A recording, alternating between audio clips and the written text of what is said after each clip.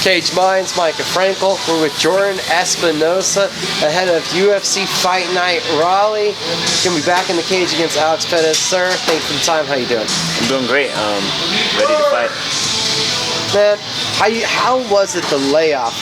It's been a couple months, and I know it was a quick fight, win or lose. How was the layoff? It kind of sucked because the last fight only went a minute and a half. So I kind of felt like, and the fight before that was probably another 5 or 6 months. So it's like 9 months in that time I've had very little cage time. But I've been in the gym training. I've been in the gym putting in the work. The layoff kind of sucked only because I wanted to get another fight before the end of 2019. But it also helped me at the same time because I was training hard, expecting to get a fight before 2019. So when I found out about this fight, I was already in decent shape, and I didn't have to spend the first part of camp getting into shape. So where's the focus been on here in the laboratory? What have you been working on? Where have you felt like you needed to grow? I think Alex would be a little bit of a different opponent that I've had in recent memory. In his fights that he's had most success, he's been able to take people down and kind of control them. He wrestled in college, so on paper he has the wrestling credentials, and so I mean, everyone knows I have a wrestling background as well, and I've taken people down in my UFC career and plenty of times before. And so just keeping my wrestling honest and working on my takedown defense, working on my get-ups, and I think I'll have the speed advantage, and so looking to stuff his takedowns, keep it on the feet. Is it awkward thinking that somebody's going to attack you in that element where normally you're the aggressor for the takedown? No, I welcome it. I think it's a fun little challenge. Like, I generally see myself as a better wrestler, despite on paper if they have better wrestling or if they've wrestled in college or wherever. I've had college wrestlers come in here, and I've done very well against them and held my own. And so, yeah, I'm looking forward to. I credit a lot of the work I've been putting in this camp to the Masio page. I've worked with Eric Montoya for a little bit, and yeah, I think that's going to show during the fight. 11 years, you're a veteran of the game. You look, Perez comes in with 27 fights, so another veteran matchup. How much does that excite you? Somebody that, you know, that experience challenge. It's cool. Yeah, it's kind of weird because I feel like I just started yesterday, but I know I've been in this 11 years, and I feel like a wily old veteran now, and there's not much that can surprise me. But on the other side, he's had more pro experience than I have. I don't really know how extensive his amateur career was, but I know he's game. He's gonna come. He's been in the UFC octagon I think 4 times now, or 4 or 5 times now, and he's fought some good competition. So I'm expecting a game ready, tough opponent. How much does that keep you going in the sport? The fact you said it feels like you just started yesterday, but it's been 11 years. I mean, it feels like I started yesterday, but my body definitely feels like it's aware that it's gone through these past years because I have a lot of wear and tear, but I always feel like I'm getting better. I always feel like there's room to improve. I always feel like I'm kind of changing my game. I was watching some videos of my old fights not too long ago, and I was like, man, it's weird that I was even that type of fighter. Now I'm able to switch stances, and I'm able to... Before it was all straight wrestling, overhand right to a double leg kind of thing, and now it's been more stuff takedowns, keep it on the feet, use my movement, and use my range, and it's kind of cool to see it's really cool to see my evolvement as a fighter, and I'm looking forward to what these next few years have as well. Changing your style that much over the years, what do you feel like it's been? Repetition, drills, what's been some of the big elements to getting you so confident with the striking skills? I just think, honestly, just putting in the reps with Sifu, Rei. He's been with me since I first started to learn how to strike, since I first started to learn how to throw a kick, and there was a time, quite a long time, where I couldn't even throw like a left kick, and now my striking attack is very kick heavy, and that's just repetition. That's being disciplined and trying things out in the gym, seeing what works, switching things up. I don't ever want to be just the same exact fighter, one fight to the next. I want to give my opponents and the fans something unexpected, and the more I do that, I think the more it stays fun to me, and it stays exciting for me as a martial artist as well. Now, exciting. Talk about it's exciting new time in your division. Belt's vacant. We know there's a title fight coming up. What are your thoughts on the landscape right now of 125 pounds? I think it's honestly, I feel like it's never been better since Demetrius left. I think Joseph Benavidez deserves a title shot, so I'm glad he's getting it. And I'm also glad that Henry Cejudo moved up. I'm glad that they kept the division. I'm glad he moved up and fought and beat TJ for the title, and then beat their #1 contender, because I think a lot of people had doubts about the flyweights and maybe their level of skill. And I think him moving up and beating the number 1 and number 2 guys at that weight class proves that, hey, we have some talent. So it's very exciting for all of us, as long as they keep on bringing in new talent. And then the last like 10 flyweight fights they've had in the UFC, I think 75% of them have got a performance bonus. So like, we're exciting and we're finishing fights, and I think if it continues that way, people will start to recognize us more.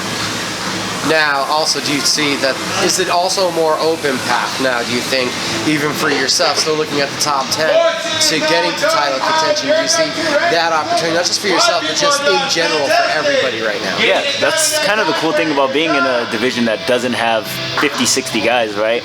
You go on a 3-fight winning streak, you're in title contention, you're fighting for the title.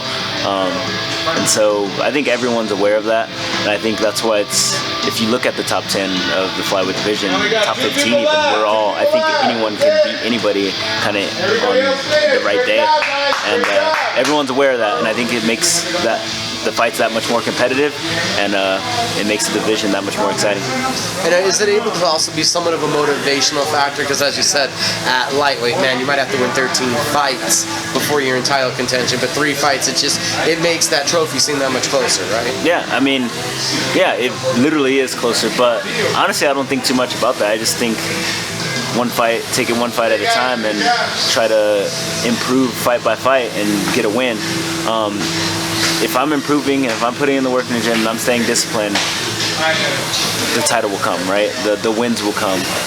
Whether it takes 3 fights or whether it takes 10 fights, you're still gonna have to put in the work. You're still gonna have to be diligent, and the results usually follow after that. We talked about the wrestling. We talked about the development in the striking. What do you think is the next part that comes together of your game that we're gonna see to talk about you as that next level martial artist? I don't know, maybe I'm gonna start pulling guard and submitting people from off my back, but no, that's probably not gonna happen. But yeah, who knows, man? Like, I feel like I have a lot of power. I only have, and I show it in the gym, I only have 2 TKO wins as a pro, and so I think we can look forward to me dropping some guys. I've dropped plenty of people in my recent fights as well. It's just that that hasn't really translated into TKO or knockout wins. I would like to get a few more of those, hopefully this year. And I've had some inside sources spying on you, and they said that in the free time of Jordan Espinosa, video games, that's the go-to, video games, right? Yeah, no, I have a Twitch streaming channel. It's Twitch TV at StateChamp 103, and yeah, I'm a big nerd, video game nerd. I play different stuff all the time, but it's kind of what I do when I'm not it's basically all I do when I'm not at the gym. I'm just playing video games. I'm an RPG guy, but I also play competitive shooters, and yeah, it's my outside zen and outside focus. It's my focus outside of the gym and outside of work. Even though being in the gym and being at work is also really fun for me, it's just something separate that also kind of fulfills my happiness and nerdy side. So what you've been playing recently? So the main game I play is a game called Paladins. It's a competitive shooter. I just got done beating the Resident Evil 2 remake. I bought a brand new gaming computer a couple months back after my UFC fight, and so I have this cool little rig all set up, and I was playing Death Stranding, and I beat that a couple weeks ago. The next game I'll probably end up playing single player wise is the Final Fantasy remake when it comes out like in March or April. So I'm always playing a bunch of different stuff, but the game that's kind of consistent for the past 2 years is a competitive shooter called Paladins. Where'd it start? This video game. Hard to say. I used to watch my cousin, I used to watch my brother, I used to go to arcade when I was younger. Like, I'm still very much a 90s kid. My brother would take me to the mall, we'd go to the movies, then go to the arcade, and Street Fighter, Killer Instinct, Mortal Kombat, all those old school fighting games. Just over the years, I kind of just never stopped playing video games, and here I am, 30 years old, and I spend about 60% of my time playing video games, 40% of my time at the gym, and yeah, I don't regret it at all. What was the first console you owned? That I owned myself. That was yours. That was mine. Was a PlayStation 3, and my brother got it for me when I was still in high school. But I mean, I think I got it as a Christmas present when I was younger, like a N64 or PlayStation 1, or maybe PS2. But I believe my brother had a Super Nintendo when we were younger, and then I always used to go down the street with my one of my elementary buddies and played N64 before I ever had one. So yeah, gaming, long history in my life, and there's probably nothing I've done in my life longer than I have been playing video games, which is kind of crazy when I think about it. So what do you rank as your all-time favorite? Oh my God. That's incredibly tough. Do you have a top 5? My all-time favorite video game series is probably Metal Gear Solid. I love the Final Fantasy series. They're all different. Last year's God of War was amazing, or 2018. One of the best games I've ever played. Zelda Ocarina of Time, one of my favorite games ever. There's way too many. I go through moods and seasons of the type of games I like to play, so it's hard. I put so much time into so many different games that that's probably the hardest question you could ever ask me. I have no clue what's my favorite video game of all time. And then also, if you know Jordan. So to get back to why we got here, what's the overall feeling for Jordan Espinosa as he heads into a fight now that we, had some fun time? I'm feeling good. I'm feeling healthy. I'm just excited to fight. I kind of like fighting at the beginning of the year because it kind of sets the tone for the rest of the year, and it's like reinvigoration and everything. The other cool thing about this camp is after 16 years of martial arts and including wrestling, I finally got cauliflower. So, yep. And it hurts like a bitch, but I can finally say that I'm cool because I have cauliflower now, so people can take me seriously and maybe add a little bit of the intimidation factor when I face off with people.